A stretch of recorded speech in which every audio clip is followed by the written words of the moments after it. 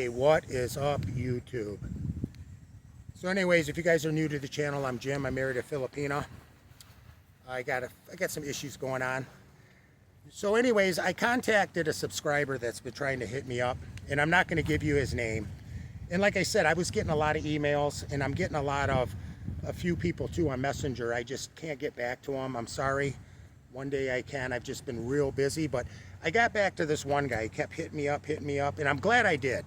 And I'm not going to utilize his name because he likes to watch, the channel, and he could relate. He's going through, it's kind of like being passport hostage, because I went through this. I'll tell you later in the video with my wife. You're over in a foreign country. They're threatening you. They got that, they call it tampoo or whatever. They're throwing their fit and just and breaking stuff. And I could really relate to it. I remember having to call home to my family and go, oh my God, I don't feel safe here. I feel stranded. Well, anyways, this guy turns out to be, he's a great guy, I could tell. Showed me his house, the relatives, the family, he's married. They have a child together. Well, he kind of ran out of money. Same thing that happened to me. Not ran out of money, got locked out of his money. And it happens. You transfer too much over so much time. You're not logging in good. It shuts you down where your password doesn't work, and they need to send you a number. My case scenario, I needed to come in. I actually had to come into the two bank accounts because I was transferring so much freaking money that, which is nice. It was like a safety thing. And so I couldn't transfer any money. Thank God that I had family members where I had left money and checks that were signed where I could easily access extra money. But I needed to get over there to get it cleared up. Well, anyways, this guy, he needs to get over to his country. And like I said, I'm not going to say anything right now due to his respect for him.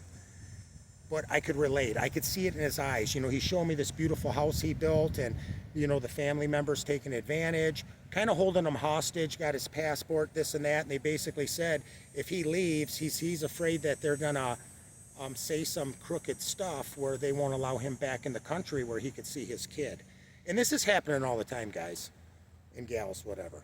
I'm getting a lot of emails that, like I said, it's going kind of south over there in the Philippines. It's not as great as everybody thinks with these Filipino women. It's easy to extort. You got to remember, when you're dealing with poor people in social media, they can do a lot of stupid, funny stuff.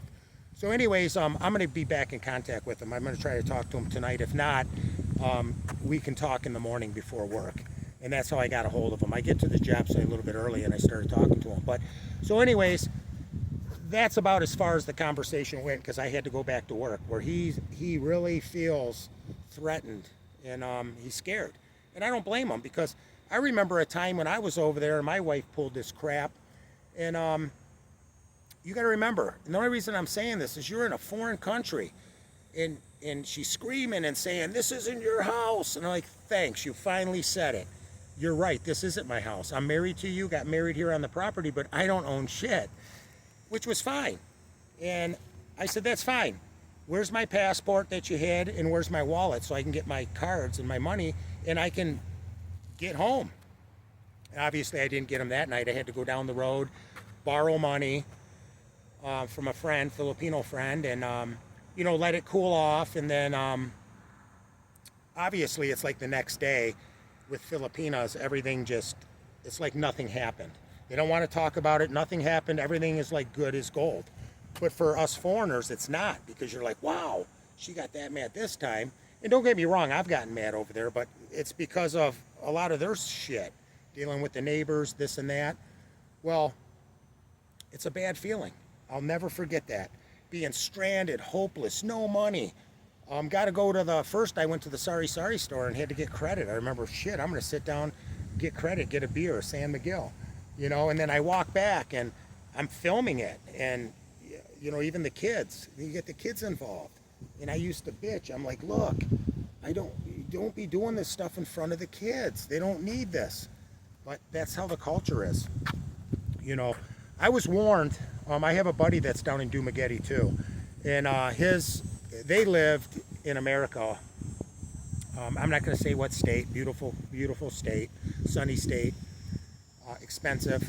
And you know, his mom, you know, got a divorce from the father and basically told him kind of, you know, your father was bad, this and that. But he warned me. You know, I met this guy. Um, his mom still had a house where the sisters lived in our town, and we became good friends. He warned me. I wish I would have met him a long time ago. He's down there because he's got to kind of protect his mom. They moved away from the relatives, bought a house down there in like a gated community there. But you know, the relatives still come down. They, you know, they burn up their budget. He told me, because he sold his house, invested the money, and he would never date a Filipina. He's been down there for quite a while now. And to this day, he will not date a Filipina. He just says, like he's told me, we talked the other day.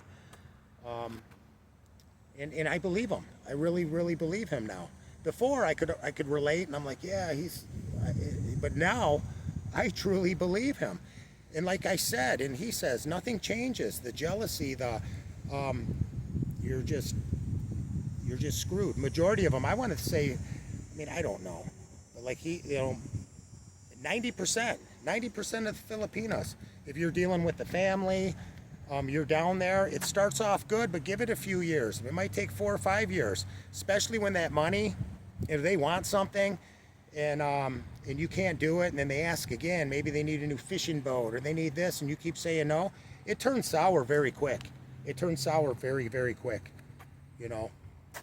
But nothing changes unless nothing changes. You know, I haven't talked to my wife on live video because I don't think anything's going to change. We've had this talk. And the thing is I said, Dexel, I married you. You had 4 kids. Why would I want to be a cheater? If I wanted to be a cheater, I never had to frickin' marry you. I didn't have to build a house down there. Come on. I didn't have to get these tattoos.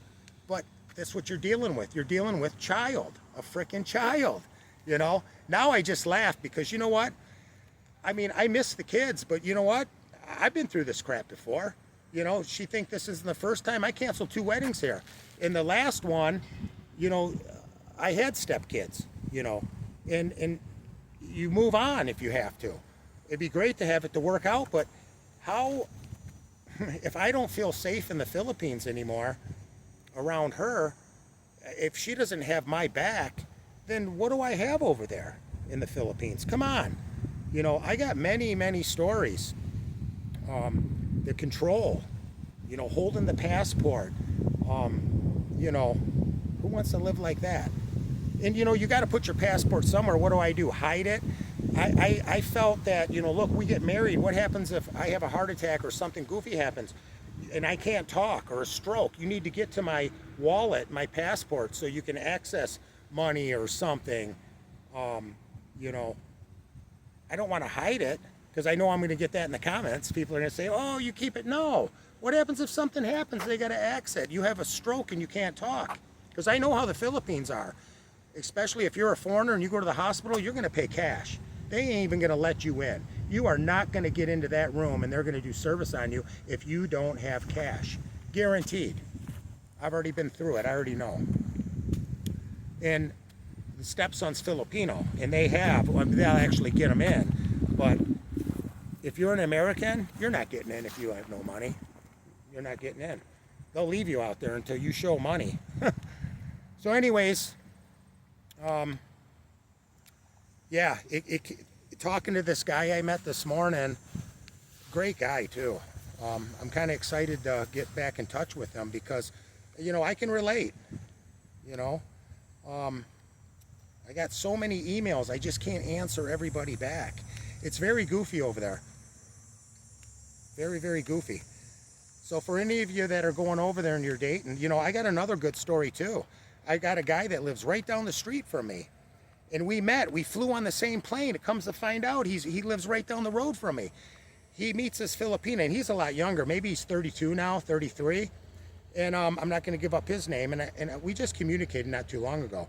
He found out, he made many trips over to the Philippines. He processed the fiance visa. He gets his wife over here, but when he went over there, it was only a couple weeks because she did her medical or something, this or that.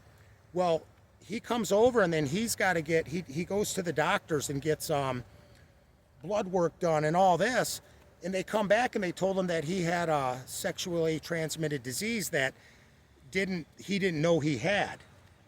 And he's like, wow, how the hell would I get that? Come to find out, his wife was so jealous when he was working and not answering. She thought that he was cheating. So at the time, they're not married, so it's the fiance. She admits that she was cheating on him. And this is a girl that's like 24, 25 that already graduated college. And I'm like, no way.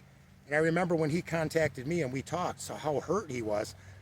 I got to go do an update and see what's going on now. If they were, hopefully maybe they worked it out. But he gets her over here, and they just did a quick, simple marriage at the court.